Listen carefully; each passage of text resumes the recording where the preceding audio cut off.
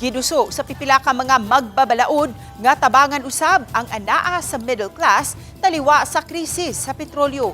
Sa pagpadayon sa hearing sa Legislative Energy Action and Development Joint Committee sa Ubos Balay, Balauranan, gipadayag sa pipila ka mga kongresista ang ilang kabalaka nga tingalig muus-us ang mga middle class family ngadto na sa pagka-low income families. Musangpot kini sa negatibong epekto sa ekonomiya sa nasud kung maminusan ang katakos sa mga tao sa paggasto o pagpalit sa ubang mga produkto. Matod sa Department of Finance, gitun-an na ang mga lakang aron maabagan ang mga middle class families.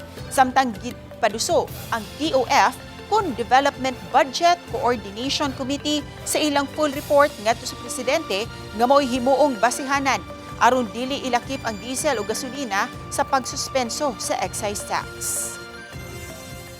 We recognize that hindi lang naman ang mahihirap ang naapektuhan nito at ang isa sa mga pinaka naapektuhan nito is the middle income classes that pay all the taxes as well. But I would like to note po na if ever there will be interventions or more subsidy to be provided, we need the revenues as well. Kasi without the revenues, wala po tayong panggagastos.